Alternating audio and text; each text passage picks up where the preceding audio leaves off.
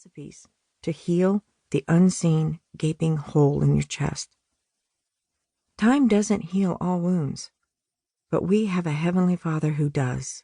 He is the great physician who closes our wounds and wipes away our tears. You will survive. Your heart will be put back in its place by the hand of God, not just restored, but infused with His peace and strength. Chapter 1. When the storm strikes, the nest falls. The rhythms of our lives, the church activities, the simple daily routines of family life, painted a fence of false security around us. Life was wonderfully chaotic and predictable in the way that only a house packed with children can bring. We were at the tail end of raising our brood of 9 in a century-old farmhouse surrounded by cornfields. My husband was a police officer turned private investigator. I filled my days with laundry, homeschooling, and chasing muddy paws out the back door. From dusk to good nights, our days would end in some variety of the same scenario.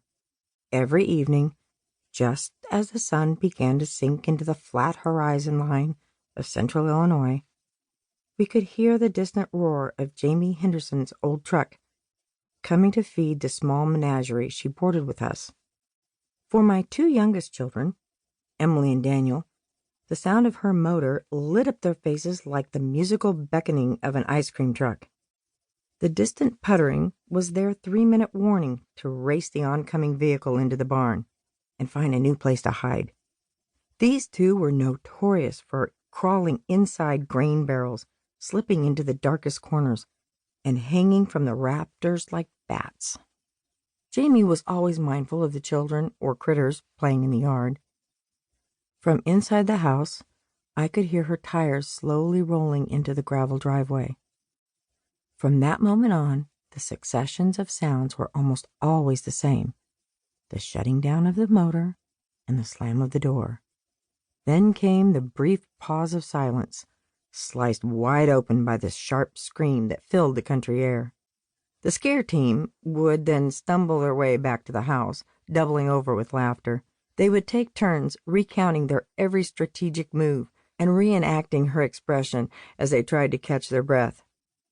From the outside looking in, our family must have looked like a homeschooling version of a 1980s sitcom, with an old house full of children of all ages. As the older ones began to marry and leave our nest, they added a steady stream of grandchildren. As is common in large families, our children paired up in buddies. Everyone had their own built-in best friend. Emily, the caboose of our family, had 2, her brothers, Tom and Dan. Incoming grandchildren had ready-made playmates. While the farmers planted in the fields around us, we raised crops of children in that old house. I can only guess that it started out as a joke, the children mimicking the end of the Waltons. And in case you're too young to remember that series, every episode ended with the family members calling out to one another, "Good night." It was sweet and touching, an endearing display of love that they had for one another at the end of a day.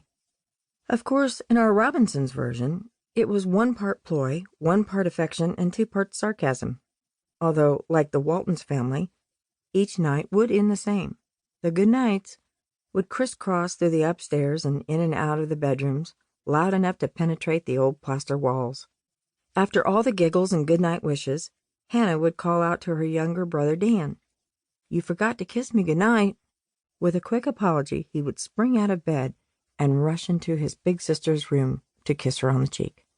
Like clockwork, with Dan just 2 footsteps past the door into the hall, Hannah would say, "Oh, Danny, would you mind turning off the light?"